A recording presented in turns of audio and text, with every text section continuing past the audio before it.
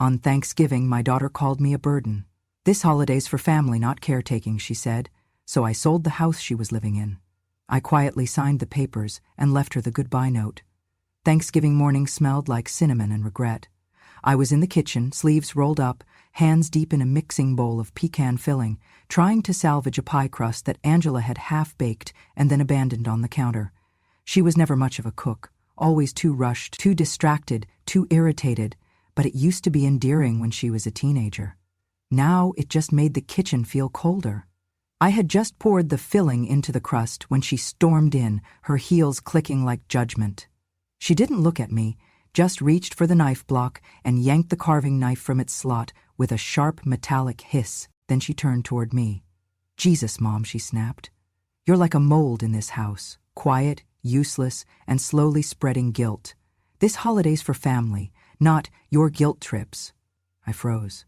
The pie tin in my hands trembled slightly, and I set it down on the countertop before my fingers betrayed me. I didn't answer. Not with my mouth. My eyes, maybe. They always say my eyes speak, but not my lips. I simply looked at her. I looked at the woman I had once rocked to sleep in my arms, who used to beg me to stay a little longer when I tucked her in, who had clutched my dress at every doctor's appointment, every school recital. That little girl was long gone. All that remained now was something hollow and hard, dressed in designer blouses and carrying bitterness like a handbag. Angela wasn't done. She motioned toward the stove. "You just keep hovering like a ghost," she said, rolling her eyes. "You stand there acting like you're doing something. Making one dish doesn't count as helping, Mom. Honestly, it just clogs the kitchen." "I can make the gravy, too," I offered gently. She let out a bitter laugh. "What? So we can all die of boredom before it thickens? No, thank you." I turned back toward the oven and set the temperature. My hands moved on their own now, like they had for decades. Through diaper changes, through late-night meals, through sickbeds and first heartbreaks. I knew how to finish things, even when no one wanted me to. The guests arrived at 2. Brad's parents, equally cold but at least politely so, sat stiffly on the leather couch. Brad himself was already on his 3rd beer by the time we carved the turkey. Angela had dressed the table with the good plates and the napkins I embroidered years ago, though she had cut off the tags where my initials used to be. Dinner was loud. The kids bickered over the last crescent roll. Angela told a story about her new promotion and how exhausting it was to manage incompetent people. Brad chimed in with a crude joke about interns and low-cut blouses. I chewed slowly, quietly, watching the gravy pool into my mashed potato. Then came the moment that would lodge itself into the softest part of me. Brad clinked his fork against his glass. "Let's give thanks, huh?" he said, grinning. "I'm thankful that my wife still looks amazing even with stress lines, that my son didn't break anything this week, and that we managed to pull off dinner without calling a fire truck." Everyone chuckled. He turned toward me, beer in hand. "And maybe next year," he said with a smirk, "we'll be lucky enough to have you in a box and not at the dinner table." The table fell silent for half a second, then burst into laughter. Angela actually snorted. I didn't laugh. I felt my fingers tighten around my fork. I set it down, straightened my back, and looked around the table. That was when Lily, the 13-year-old, added with a smirk, "Grandma smells like old cheese and depression." There it was, a punch from a child. Not even hers. Mine. My chest didn't tighten. My face didn't twist. I simply looked at her, a child I had rocked in my arms when Angela went back to work 6 weeks after giving birth. I had bathed her in the sink. I had read her bedtime stories and folded her tiny socks. Angela didn't correct her. She didn't even look up. I stood from the table slowly. My chair made a soft scraping sound against the hardwood floor. No one noticed. No one paused. The cranberry sauce had taken center stage now, and the next joke was already being formed. I walked up the stairs, each step somehow heavier than the last. Not from age, no, from disappointment. Not in them, in myself. When I reached the bedroom, I locked the door and stood still for a long moment. The mirror on the dresser caught my reflection. Soft lines, gray hair pinned back neatly, cardigan buttoned one off-kilter. I looked like someone's mother, someone's burden. I opened the old cedar chest at the foot of the bed. The smell of lavender and thyme escaped like a secret. Beneath a quilt, folded with care, was a black leather folder. Inside it, the deed to the house in my name. The copy of the lease Angela signed, agreeing to pay $1 a year for 10 years. My idea of mercy. She never paid a cent. There was also a document signed just months ago, a sale agreement, precinct, with a clause for immediate execution should I choose to vacate. Raymond had drawn it up for me, just in case, he said. A contingency. A parachute. I sat on the edge of the bed, folder in hand, and finally, for the first time in years, allowed myself to feel not grief, but resolve. Downstairs, laughter roared again. Someone knocked over a glass. Angela's voice called up half-heartedly, "Mom, do you have more napkins?" I didn't answer. I was already packing. The house always fell into a strange hush at night, as though even its beams and bricks knew how to keep secrets. Downstairs, muffled laughter still echoed faintly. Angela and Brad watching reruns on the big screen TV I helped pay for. The kids were bickering over screen time. No one noticed I had not returned after dinner. No one came to check. I sat at the edge of my bed for a while, letting the silence thicken around me. The leather folder still rested on my lap. I ran my fingers over its spine, then stood up and walked to the far wall of the bedroom where the old dresser stood like a guardian of forgotten things. Hidden behind the bottom drawer was a small safe, wedged into the wall and painted over once in a rushed attempt to modernize. It had been untouched for years. I entered the code slowly, carefully. 10/24, my wedding anniversary. The door clicked open with a tired sigh. Inside was a manila envelope, aged but clean, sealed with a red string. I drew it out and laid it gently on the bed next to the folder. From within came the deed to the house, still in my name. People forget, or maybe they never understand, the difference between living in a home and owning one. Angela thought that because I never brought it up, it had somehow become hers. She used to say, "You're lucky I let you stay here," never realizing I could have said the same thing back. But I never did. Not until now. Beneath the deed was a second document, a lease agreement, signed and notarized, dated 4 years ago when Brad's debts nearly took them under. I had offered them a deal, a symbolic rent of $1 per year, renewable by my grace. I remembered how Angela laughed when she signed it, saying, "We'll never actually need this, but sure, Mom." She had no idea I had kept the original, filed legally, stamped with blue ink and sealed, with a clause of eviction under breach of respect or safety. Another suggestion from Raymond, who never quite stopped looking out for me. Raymond Dale. The name lingered like something floral on a cold wind. We met in college, where he studied law and I studied literature.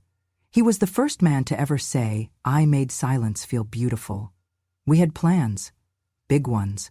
A wedding in Maine, a life in New York. But then my father fell ill and I came back to care for him. Raymond waited for a year, then he moved on. 43 years and 1,000 regrets later, I picked up the phone. I dialed the number he had written into the back of a Christmas card 5 years ago. It had said simply, "If you ever need a way out, call." The phone rang once, twice, then, "This is Raymond." His voice was deeper now, rougher around the edges, but still calm, still warm. I said nothing for a moment. Then, "Raymond, it's Mary." There was a pause, then a small inhale. "Mary Wallace," he said slowly, as if tasting the years. "Is this about them again?" I closed my eyes. "It's about peace," I said. "I'd like to reclaim it." He didn't ask more. He never did when it mattered. "Come in tomorrow," he said. 9 o'clock, same office, just a better view. I'll handle everything." I thanked him and hung up. Outside the window, the wind moved through the old oak tree, its branches scratching the glass like memory trying to come in. I packed a small overnight bag, just clothes, a framed photo of my husband and me on our wedding day, and the folder with the papers. No jewelry, no keepsakes. Everything else could be replaced or left behind. I had no need to carry the weight of furniture that no longer welcomed me. Downstairs, someone opened the fridge. A soda hissed open. Brad's voice echoed faintly. "I told your mom to stop putting her old stuff on the top shelf. Smells like mothballs." I folded a sweater carefully and placed it on top of the bag. Then I sat down and wrote a note. Not the note, not yet. That would come later. This one was just for me. I jotted a list. Raymond at 9, Get sale, contract notarized. Cancel utilities in my name. New address, TBD. Leave the pie on the counter. I stared at the last line for a long time, then smiled. Sleep did not come easily that night, but it came. Around 1 a.m. I slipped into it like slipping under cold water, uncomfortable, necessary, and strangely clean. The next morning I woke before the sun. I moved through the house quietly. I baked another pie, this time apple. I left it cooling on the counter. Then I wrote the real note, the one I would leave behind when it was all done. I did not sign it, Mom. I signed it, Mary. I closed the front door gently behind me and stepped into the chill of Thanksgiving morning, the world still hushed, the sky painted in watercolor grays and pinks. A silver car waited in the driveway, a ride I had ordered under a new account so they wouldn't see. The driver was a young man, polite but curious. Headed anywhere special today, ma'am? I looked out at the empty street, my house shrinking behind us in the mirror. Yes, I said, somewhere I should have gone a long time ago. Morning light spilled in through the sheer curtains as I zipped the final pocket on my overnight bag. The house was still asleep. No footsteps upstairs, no bathroom door creaking, no kitchen clatter. Just the low hum of the heater and the ticking wall clock beside the staircase. I had already showered, dressed, and packed by the time the Uber texted that it was 5 minutes away. My fingers hesitated briefly over a small box on the nightstand. Mahogany, hand-carved, with a soft satin lining inside. I opened it and placed 3 items within: the signed deed of sale, the cancellation of the lease, and my letter. Then I walked downstairs, quiet as fog. Angela had left her shoes scattered at the foot of the stairs again, one heel hanging off the last step like a half-formed thought. Brad's jacket lay slung over the banister. An empty beer bottle sat beside the TV remote. There was a smell of old pizza, dryer sheets, and something else. Maybe the scent of a family that had outgrown its soul. I placed the box carefully in the center of the dining table, where last night's laughter had bloomed like a weed. I folded the napkin beneath it, embroidered with the initials M.W., and tucked the smallest corner of the letter under the lid. I didn't cry. I hadn't cried in months, maybe years. I just stood still for a moment and looked around that kitchen, that living room, those walls I had painted, that fireplace I once lit during Angela's chickenpox fever, that window I had stared through while holding my first grandchild. None of it belonged to me now. It never had. I stepped out the side door with my bag slung over one shoulder and closed it gently, careful not to let it slam. The air was crisp, carrying the scent of cedar and wood smoke. Thanksgiving morning. Most houses were just waking up, kitchen lights flicking on, someone lighting a stove, children tugging on blankets. Mine would not notice I was gone for hours. The Uber arrived right on time, a gray sedan, with a driver who looked no older than my youngest student had been back when I taught 8th grade English. He smiled and took my bag. Mary, right? Heading to downtown? I nodded. Just to the notary office. We drove in silence most of the way. Outside, the town blurred past. A drugstore, a closed diner with a handwritten Happy Thanksgiving sign, a boy riding a bike with 2 flat tires. I watched it all like someone watching a movie they'd already seen but forgotten the ending to. Raymond's office was on the 5th floor of a newer building tucked between 2 banks. It had polished floors, a calm receptionist, and walls lined with books, real ones, not decorative, not for show. I saw a framed photo of him with a horse, another with a vineyard, a third of him standing beside a boy who looked just like him. A son, maybe, or a student. I never asked. The receptionist smiled warmly. Mr. Dale is expecting you. You can go right in. The door creaked slightly when I pushed it open, and there he was. Raymond stood from behind his desk, taller than I remembered, his hair now fully silver, but his eyes the same soft brown that had once watched me quote Emily Dickinson from the back of a pickup truck. He didn't greet me with a hug or a handshake. He simply said, "I brewed the good coffee, the one you liked." I smiled. You remembered. Always. We sat at the small round table in the corner of the room. He passed me a folder. I opened it. Everything was in order. Notarized documents, signatures, banking slips. The sale was clean, fast, and final. The transaction would officially finalize the next business day per the standard 24-hour processing window, which gave me just enough time to disappear without raising alarm. "I've transferred the funds to your account," he said. "But more importantly, this is the address of the ranch." He slid over a printed sheet. "You can come today. The guest house is ready, unless you want to stay in the main house." I looked up at him, surprised. "I was serious when I said the offer stands," he said, eyes steady. "Stay as long as you like, as long as you need, or forever. You choose." I swallowed, then nodded. "Thank you. I think I'll take you up on that." We didn't talk about Angela, not directly, but before I left, as he walked me to the elevator, he paused. "You waited too long, Mary, but you didn't miss your moment. That matters." "I wasn't waiting," I said softly. "I was hoping." He nodded. "Same thing, sometimes." By the time I returned to the neighborhood, it was nearly noon. The Uber dropped me off 1 block away so I could walk the rest. I took the long way past the park, the elementary school, the bakery that used to sell the apple fritters Angela loved as a child.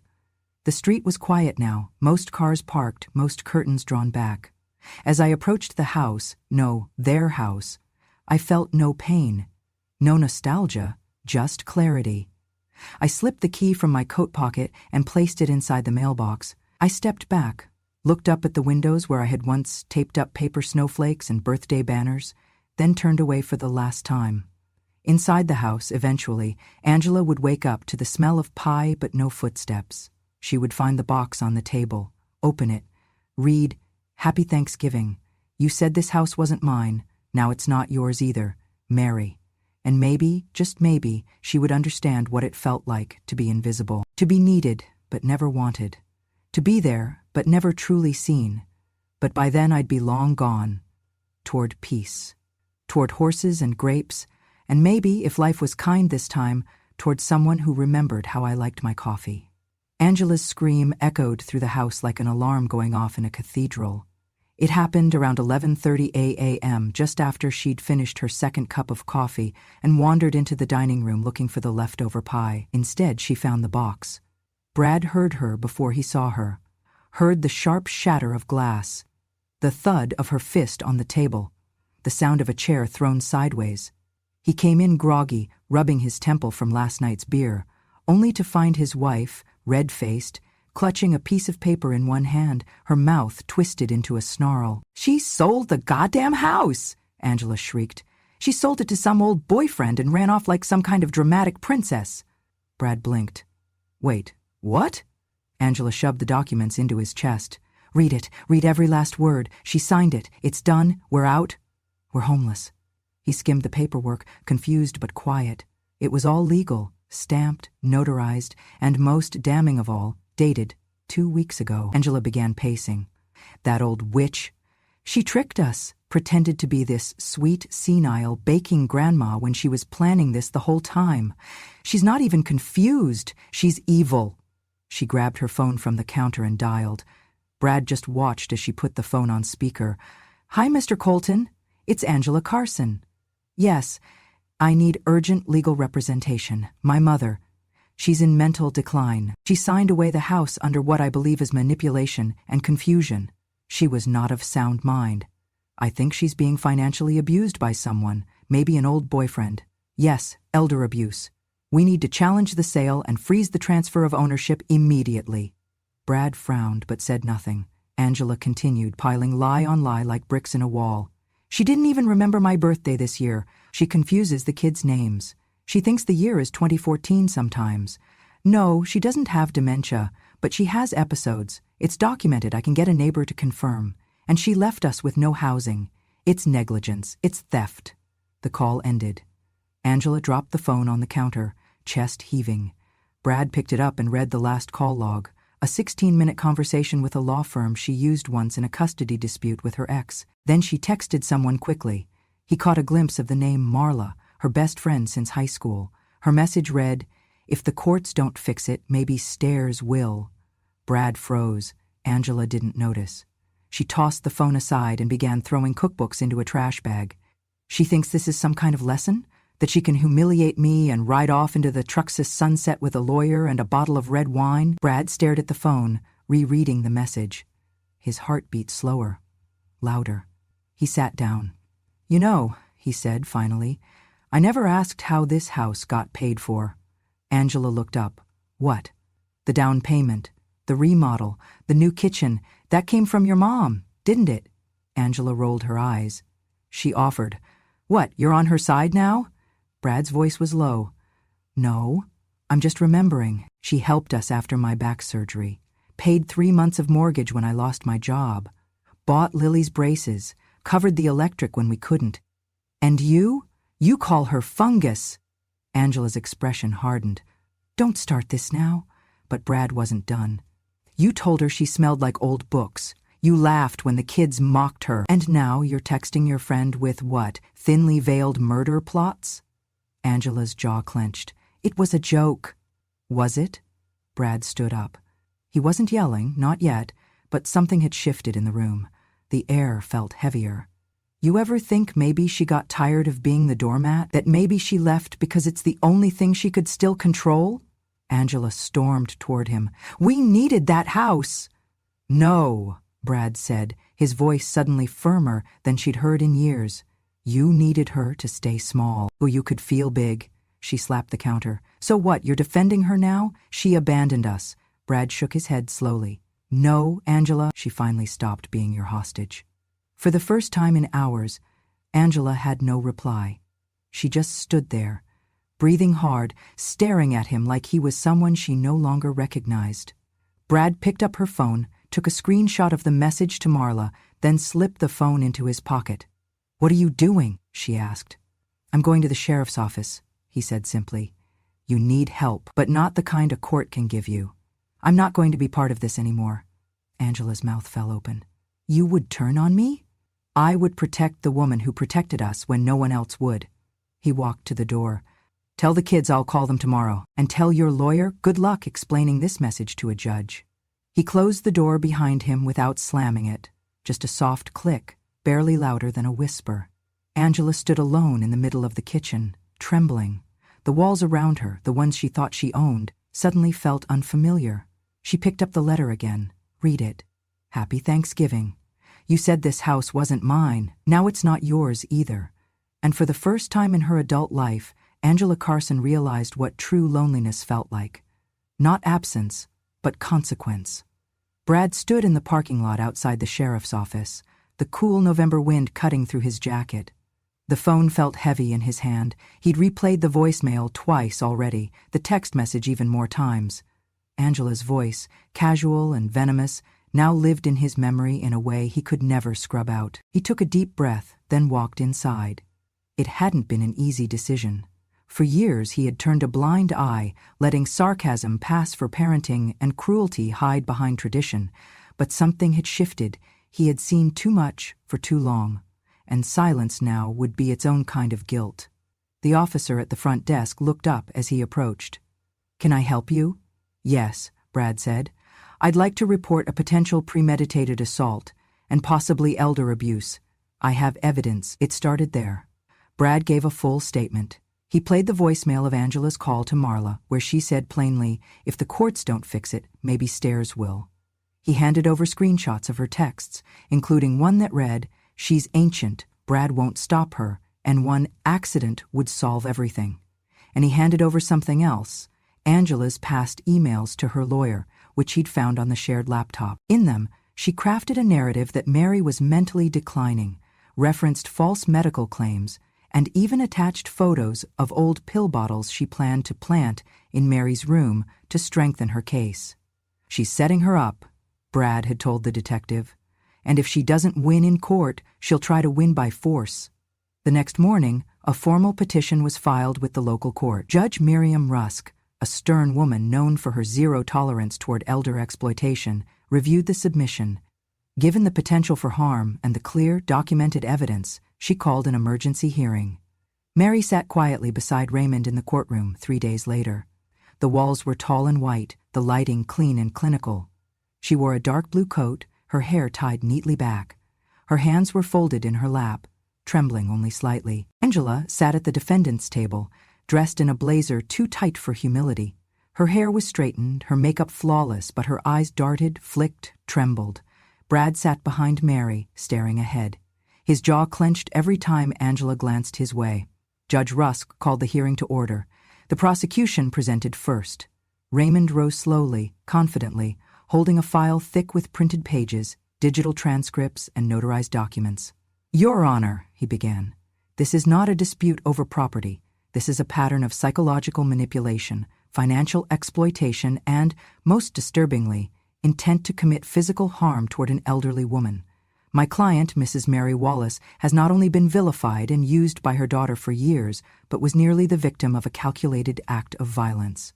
He handed the judge the lease agreement Mary had drawn up with Angela, signed, witnessed, and notarized 4 years earlier. Despite this lease, which legally designates Mrs. Wallace as landlord and grants no ownership of the property to the defendant, Ms. Carson attempted to reverse the home's sale using claims of mental incompetence, without any medical evaluation or history, because she had none.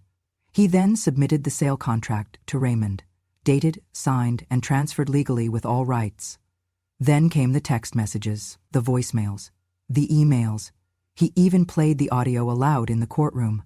Angela's voice echoed, "She's not going to last much longer anyway. Might as well help nature along. I mean, one slip on the stairs, who would even question it?"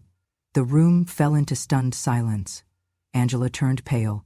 Her attorney, hired hastily, tried to object on technical grounds, but the judge cut him off. "Enough," Judge Rusk said, slamming the gavel once. "This court has seen sufficient evidence to proceed with charges. Angela Carson, you are hereby charged with attempted solicitation of assault on a vulnerable adult, fabrication of medical incapacity, and deliberate intent to commit fraud and emotional abuse. The court recommends full criminal prosecution." Angela stood up, voice shaking. "He set me up. He's lying." Judge Rusk raised an eyebrow. "Your husband? The father of your children? The man who has no gain in this other than his own moral conscience?" Angela stammered. "She manipulated all of us. She made me feel crazy." Mary didn't flinch. She just sat there, still and calm. For once, she didn't have to defend herself. The truth was speaking now. The judge turned to the bailiff. "Take her into custody. Sentence will be formalized following criminal trial, but bond is denied." As the bailiff stepped forward, Angela shrieked. "You all want to paint her as some saint? She's nothing. A parasite. She bakes pies and plays victim, and now I'm the villain?" Her voice cracked into sobs as she was led out of the courtroom in cuffs. The room fell into a heavy silence. Then Raymond stood and turned to Mary. "It's done," he whispered. Mary nodded. Her eyes were glossy but dry.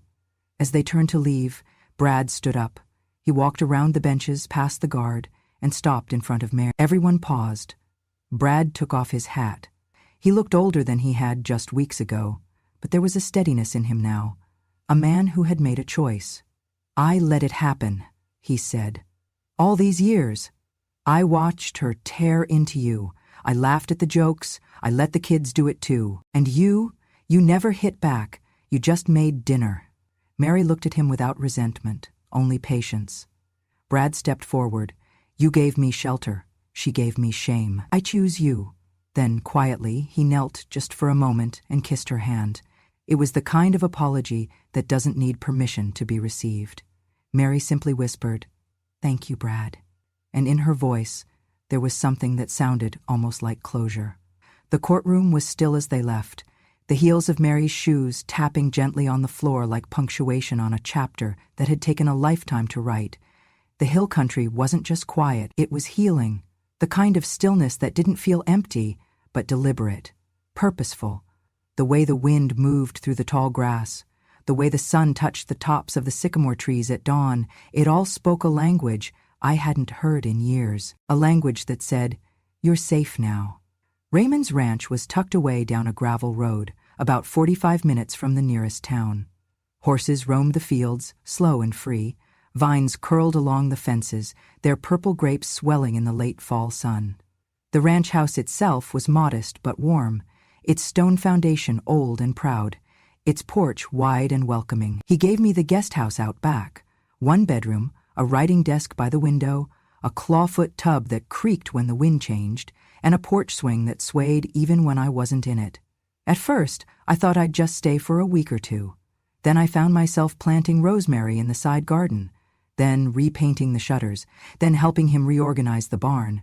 One day bled into the next. like melted butter on warm cornbread. I didn't want to leave. We never talked about marriage. Not because we were too old, but because we were finally too honest. We didn't need it. Raymond started calling me his partner in peace, and that felt more real than anything we could have signed in a courthouse. It was Raymond who had the idea first. "You know," he said one evening as we sat on the porch, sipping coffee while the stars blinked above us, "there are women out there just like you, women who get treated like old furniture, who get left behind in homes they helped build." I looked out at the quiet field beyond the vineyard. "I know. I used to be one of them." He nodded. "Let's do something about it." That winter, we converted the old barn into a 3-room cottage with a common kitchen and a wide deck. Then we added another cabin. Then a third. Word spread faster than we expected. At first, it was just a friend of a friend who needed a place after her son moved his new wife into her bedroom. Then it was a former nurse whose daughter locked her out during Christmas. Then another. And another. We named it Mary's Porch. It wasn't a shelter. It was a place to begin again. No rules, no curfews, no check-ins, just hot meals, warm blankets, and listening ears. We grew vegetables. We painted. We wrote letters we never sent. We sat under the stars and told stories we hadn't dared to speak out loud in years. I didn't plan on becoming a symbol, but the newspaper ran a piece one Sunday. "From exile to empowerment, one woman's porch becomes a sanctuary for the forgotten." We started getting mail. Some of it was hate, angry children who said we were turning their mothers against them. But most of it was thanks. Quiet, trembling thanks from women who finally felt seen. One envelope stood out, pale blue, addressed in careful handwriting. Inside was a letter on floral stationery, folded 3 times and tucked with a photo of a young girl holding a violin. "Dear Grandma, I don't expect you to forgive my mother. I don't forgive her either. I didn't know what was happening. I was 13 and stupid and wanted to be funny. But I was cruel. I remember the pie you made that night. I never told anyone, but I had a second slice after everyone went to bed. I snuck down and ate it cold, with my fingers. I didn't know what you had done until Aunt Marla came over screaming. Then Mom was gone. Then Dad. Then everything got quiet. I live with Aunt Kelly now. It's not bad, but it's not home. I saw the article about Mary's Porch. I recognized your smile. Would you let me volunteer there? I want to help. I want to learn what I didn't when it mattered, Lily." I stared at that letter for a long time. Not because it hurt, but because it didn't. It was honest. Wobbly, unsure, but sincere. I didn't write back, not right away, not because I was angry, but because some bridges need time. And some healing must be chosen, not offered. Instead, I baked cinnamon apple pie, the same kind I made that Thanksgiving morning before the world cracked open. I wrapped it in a towel, still warm, and placed it in a small box. I included no return address, only a folded card inside. "You'll know better than them if you walk your own path." Weeks passed. Then one morning, as I poured coffee into a tin mug and stepped onto the porch, I saw a girl in a denim jacket standing by the gate. She had a violin case slung over one shoulder and a shy look in her eyes. She didn't speak right away. I didn't rush her. Finally, she lifted her hand in a half wave. I nodded, and that was enough. Now she comes every weekend. She plays music during Sunday suppers. She helps plant the garden. She listens more than she speaks. The women love her. They don't call her Lily, they call her Patch, because she said she's just trying to patch the hole she made. She smiled when they gave her that name. I smiled too. I sit on the porch every evening, watching the sky turn purple and gold, listening to the wind through the wheat and the hum of laughter behind me. Raymond brings me tea at sundown. Sometimes we talk. Sometimes we sit in silence. He tells people I saved him from retirement boredom. I tell people he saved me from disappearing. Neither of us is lying. I used to think peace was something that happened when the pain stopped, but now I know it's what you build when you choose not to pass the pain forward. So I built a porch, and women came, and together we stopped shrinking. Angela had always hated silence. Even as a child, she filled every room with noise, demanding, complaining, pushing. It was how she felt seen, how she measured her existence. But prison didn't care. In the women's correctional facility outside Austin, silence wasn't just common, it was enforced. Angela learned quickly that shouting got you nowhere. Inmates had their own rhythm, their own justice, their own way of sniffing out a fraud. And Angela Carson, with her designer glasses and condescending glare, didn't last long as someone to be feared or followed. The other women called her royalty, but not kindly. The ones she tried to manipulate saw through her fast. She cried about being set up, whined about how my mother turned my own husband against me, and begged anyone who would listen to understand that she was the victim. But the more she spoke, the more she isolated herself. Even the guards stopped giving her the time of day. After 3 months, both of her children stopped writing. Lily, her oldest, sent a single letter that said, "I'm safe, I'm with people who care. Don't contact me again unless it's to say you're sorry." Angela tore it to shreds. Her youngest son, Ethan, had gone quiet even before the sentencing. He was only 9 when she was arrested. After a failed attempt at living with a family friend, Brad had taken full custody. He never answered her letters either. The guards told her one day, casually, that Ethan had been caught shoplifting at a gas station. Not out of need, just to be seen. They said he was sent to juvenile rehab. Angela asked if she could send him a gift. They said no. He was listed under restricted contacts. Angela stopped eating for 3 days, then started again. There was no point in starving. No one would care. She held on to one thing, hope that her lawyers could still find a loophole, that something about the mental capacity claims would stick, that the sale of the house might be reversed, that she might get something, anything, back. And then, one Thursday afternoon, just after lights out in the yard, her name was called over the speaker. Carson. Mail. She rushed to the desk, expecting a letter from her lawyer, maybe even Brad, finally realizing his mistake. Instead, she was handed a stiff manila envelope stamped with the seal of a property development firm. Her heart raced as she opened it. Inside was a formal notice.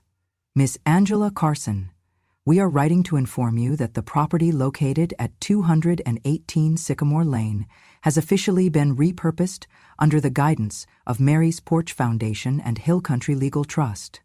As of last week, the property is no longer listed as private residence. It is now legally and permanently designated as a community center dedicated to housing and rehabilitating elder women experiencing family abandonment or abuse. Furthermore, due to your previous conviction and behavioral risk assessment, you are formally restricted from approaching within 500 feet of the property. Any attempt to make contact with personnel or residents at the location will be considered a violation of parole upon your release. We wish you a peaceful rehabilitation.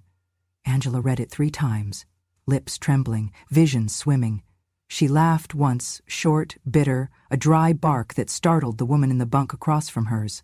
Then she slammed the envelope on the metal table, stood up, and screamed at the top of her lungs. "That witch ruined me!" No one answered. The guard on duty didn't even flinch. He just leaned against the wall and sipped his coffee. Angela was sent to solitary for the outburst, 48 hours in a concrete box with nothing but her thoughts. She screamed again, softer on the second night, but it wasn't the same kind of rage. It was thinner now, desperate, cracked, because deep down she knew Mary hadn't ruined her. She had done that all by herself. Outside, in the world she no longer controlled, things moved forward, slowly, but with intention. Brad rented a modest home in a quiet neighborhood near the edge of town. The yard was patchy, the dishwasher rattled, but it was home. He didn't have much, but he had peace. He framed a photo of Mary and placed it on the windowsill above the kitchen sink, not out of guilt, but gratitude. Every Sunday he wrote her a letter, even if it was short. Lily still volunteered at Mary's Porch. She started a music program for the older women, called it Strings and Stories. On warm afternoons, you could hear the soft sound of violin echoing through the garden, mixing with laughter and the clink of teacups. She never talked about her mother, not out of hatred, out of distance. Ethan returned from the youth rehab program with quieter eyes. He planted carrots in the school garden and read books about astronomy. He didn't ask about his mom anymore. Only asked Brad once if Grandma still made those pies. Brad said she probably did, and maybe one day they'd taste one again. Back in her cell, Angela was allowed out after 48 hours. She didn't speak for days. She just sat on the edge of her cot, staring at the floor, lips moving silently. The envelope still sat on her shelf. She hadn't thrown it away. She hadn't burned it. She read it every night, and every time she did, the part that stung the most wasn't the legal order. It was the name. Mary's Porch. Not Wallace House, not Sycamore Retreat, not even the Carson Center, something she might have imagined in her days of vanity. It was Mary's. The woman she'd mocked, belittled, pushed. And now, Mary's name was a landmark, a legacy. Angela's name, a cautionary footnote. No one remembered who built the kitchen, or painted the walls, or laughed at the Thanksgiving table that night. All they remembered now was who left and who stayed, who gave and who tried to destroy. Angela Carson wasn't just in prison. She had become the very thing she feared most: irrelevant. The headline sat in bold above the fold of the Sunday edition of the Hill County Gazette, flanked by a sepia photo of me sitting on the porch swing, a mug of tea in one hand, a gray cat curled by my feet. "Don't call me a burden, my shoulders built this house," by Mary Wallace. It wasn't the kind of piece people usually expected from an old woman. It wasn't a recipe column or a nostalgic tale about the good old days. It was a reckoning, a story too many women live and too few tell. I started with the truth, not the kind shaped by bitterness, but the kind polished by time. I wrote about how I raised a daughter who grew up believing love was measured in what you could take, not what you gave. I wrote about how I made her school costumes by hand, worked night shifts to cover her college fund, and gave up a second chance at happiness to stay and help her raise her own children. And I wrote about the silence, the kind that grows when you let yourself be erased slowly, day by day, until one Thanksgiving you realize you're just the hands that serve the food, not the name on anyone's heart. I wrote how the jokes started small. "She's just old-fashioned. She forgets things sometimes. She always has an opinion, doesn't she?" Until one day, your presence becomes a burden, your voice an inconvenience, your care a weapon turned against you. And the people you gave everything to hand you nothing but a paper plate and a seat by the trash can. That was the year I stood up and walked away. No screaming, no plates thrown, just quiet action, legal truth, and the unshakable knowledge that my value did not end when they stopped appreciating it. I sold the house I paid for. I walked away from the family I built. I chose myself for the first time in 74 years, and the world didn't fall apart. It opened. Raymond says the article will ruffle feathers, that some might call me vindictive, that others will accuse me of airing family laundry. Let them. Because for every woman who reads this and says, "This is my story too," I know it was worth it. I know what people think of women like me. We're supposed to be quiet, grateful, soft-spoken, even when we're bleeding. We're not supposed to fight back. We're supposed to nod, smile, and vanish gently into someone else's spare room. But I didn't. And now, there's a porch with my name on it, and laughter again in my lungs. They called me a burden, but my shoulders built the house they now remember with longing. Now I sit in the evenings with my tea, the scent of rosemary in the air, a young girl playing violin under the trees, and women who once felt invisible now shining like stars return to the sky. I did not burn bridges, I built new roads, and I finally understand what Thanksgiving is meant to be. Not obligation, not performance, not pain dressed as tradition. Thanksgiving is about family, but sometimes you must burn the table to build your own.